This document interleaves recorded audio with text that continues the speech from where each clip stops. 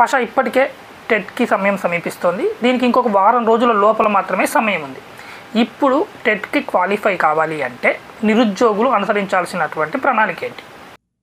అవునండి, చాలా మంచి ప్రశ్న అడిగినారు.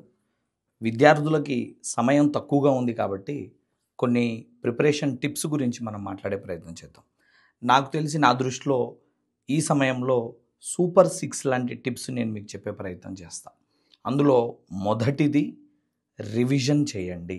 రివిజన్ ఏదైతే ఈరోజు వరకు మీరు చదివారో, ఏదైతే ఈరోజు వరకు మీరు స్ట్రాంగ్గా నోట్స్ ప్రిపేర్ చేసుకున్నారో, ఏదైతే మీరు మీ బలాన్ని పెంచుకునే ప్రయత్నం చేశారో, ఏ సబ్జెక్ట్ని అయితే మీరు ఇన్ని రోజుల పాటు బాగా చదువుకున్నారో దాన్ని బాగా రివిజన్ చేయాలండి.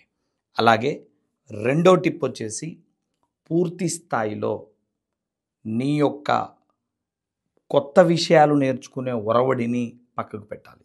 అంటే అర్థం ఏమిటి అని అంటే, ఇప్పుడు నీకు సమయం తక్కువ ఉంది కాబట్టి కొత్త విషయాలు నువ్వు నేర్చుకుంటే సమయం ఎక్కువగా పట్టే అవకాశం ఉంది కాబట్టి నూతన విషయాలను నేర్చుకునేది కాస్త సమయం తగ్గించాలి. అంటే ఉదాహరణకు ఒక 10 గంటలు ఉందనుకోండి, ఆ 10 గంటల్లో ఒక 7 గంటలు పూర్తి స్థాయిలో రివిజన్ చేసుకోవడానికి, అంటే ఇప్పటివరకు చదివినవి రివిజన్ చేసుకోవడానికి ఉపయోగించాలి. ఒక 3 గంటలు కొత్త విషయాలు నేర్చుకోవడానికి ఉపయోగించుకుంటే సరిపోతుంది. అంటే నా ఉద్దేశం, అంటే నేను చెప్పే ఉద్దేశం ఏంటంటే, ఎక్కువ సమయాన్ని రివిజన్కి కేటాయించాలి. తక్కువ సమయంలో కొత్త విషయాలు, ఏదైనా పెండింగ్ టాపిక్స్ ఉన్నాయి వాటిని తక్కువ సమయంలో కవర్ చేయాలి. ఇది టిప్ నెంబర్ 2. ఇకపోతే టిప్ నెంబర్ 3 చాలా ముఖ్యమైనది, టెస్ట్. ఖచ్చితంగా ఫైనల్ ఎగ్జామ్ ఎలా ఉంటుందో అలా 150 మార్కులకు సంబంధించినటువంటి పరీక్షను ప్రతిరోజు రాయాలి. ఇలా టెస్ట్ రాయడం వల్ల మీలో మనోధైర్యం పెరుగుతుంది.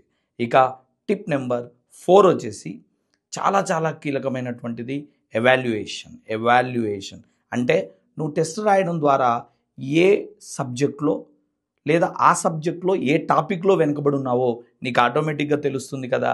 వెంటనే దాన్ని రివిజన్ చేసుకోవడం ద్వారా ఆ యొక్క అంటే ఏ సబ్జెక్ట్లో నువ్వు వెనుకబడి ఉన్నావో కరెక్ట్గా ఆ సబ్జెక్ట్లో నువ్వు నైపుణ్యాన్ని మెరుగుపరుచుకునే అవకాశం ఈ ఎవాల్యుయేషన్ పద్ధతి ద్వారా దొరుకుతుంది. ఇక టిప్ నెంబర్ 5 మోస్ట్ ఇంపార్టెంట్, ఇది కూడా మీ హెల్త్ జాగ్రత్త. Don't stress your brain. మీరు ఎక్కువగా ఒత్తిడికి గురి కాకండి, ఎందుకంటే ఈ సమయంలో ఆరోగ్యం చాలా ముఖ్యం. నాకు తెలిసినటువంటి ఎంతోమంది స్టూడెంట్స్ లాంగ్ పీరియడ్ బాగా చదువుతారు, ఎగ్జామ్స్ ముందు సరైన నిద్ర తిండి లేక ఎగ్జామ్కి వెళ్ళే ముందు వరకు కాస్త అనారోగ్యం పాలైపోయి విజయాన్ని దూరం చేసుకున్న వాళ్ళు 1-2 మార్కుల్లో చాలా ఎగ్జాంపుల్స్ ఉన్నాయి. కాబట్టి స్ట్రెస్కి గురి కావద్దు, ఆరోగ్యాన్ని జాగ్రత్త కాపాడుకునే ప్రయత్నం చేయండి. ఇక tip number 6, so very important thing ఏంటంటే, ఎగ్జామ్లో హాల్లోకి వెళ్ళిన తర్వాత, అంటే నువ్వు పరీక్షను రాసేటప్పుడు ఇచ్చిన ఆప్షన్స్లో ఎలిమినేషన్ పద్ధతి ద్వారా నువ్వు సక్సెస్ అవ్వచ్చు. ఒక్కొక్కసారి యాస్టీస్గా నీకు తెలియకపోయి ఉండొచ్చు. ఎగ్జాంపుల్ తీసుకుందాం ఒకటి. ఇప్పుడు మహాత్మా గాంధీజీ గారు ఏ సంవత్సరంలో మరణించారు అని ఒక ప్రశ్న అడిగాడు. దానికి 1944, 1945, 1946, 1948 ఇలా 4 ఆప్షన్స్ ఇచ్చాడు అనుకోండి.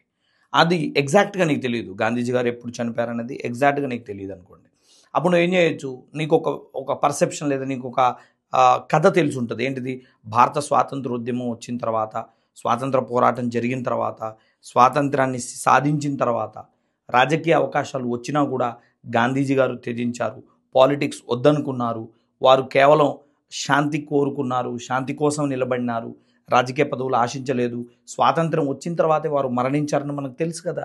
సో ఇచ్చిన ఆప్షన్స్లో 4 44 నాట్ రిలవెంట్ తీసేయండి, 46 నాట్ రిలవెంట్ తీసేయండి, 47 సంబంధమే లేదు తీసేయండి, 48 ఎగ్జాంపుల్ నేను ఇచ్చిన ఆప్షన్స్ ఏదో 48 అంటే స్వాతంత్రం వచ్చాకే చనిపోయారు, స్వాతంత్రం సిద్ధించిన 1 సంవత్సరం తర్వాత. అంటే ఇలాంటి కథల పద్ధతితో కానీ ఎలిమినేషన్ పద్ధతితో కానీ మనం విజయం సాధించవచ్చు. కాబట్టి స్ట్రెస్కి గురి కాకుండా ప్రశాంతంగా ఉంటూ ఎగ్జామ్ హాల్లో కూడా చాలా ఓపికగా ఉండండి. చూడండి, ఒక సైనికుడు ఎన్ని కత్తులు లేదా ఆ కత్తిని ఎన్నిసార్లు పదును పెట్టి యుద్ధానికి సన్నద్ధమైనా ఆ రణరంగంలో ఆ క్షణంలో సరిగ్గా పోరాడకపోతే విజయం రాదు. నేను కత్తి బాగా నూరావు ఏం చేయడానికి, యుద్ధంలో నువ్వు ఉపయోగించాలా. యుద్ధంలో నీ చాకచక్యం నువ్వు ప్రదర్శించాల, కాబట్టి నువ్వు విజయం సాధించే అవకాశాలు చాలా తక్కువ. కాబట్టి ఎప్పుడు కూడాను ప్రశాంతంగా ఉండండి, జాగ్రత్తగా ఈ 6 టిప్స్, ఓకేనా, సూపర్ 6 లాంటి టిప్స్ని పాటించి మీరు విజయం సాధించాలని కోరుకుంటున్నాను. అండ్ మీకు కూడాను ధన్యవాదాలు సార్.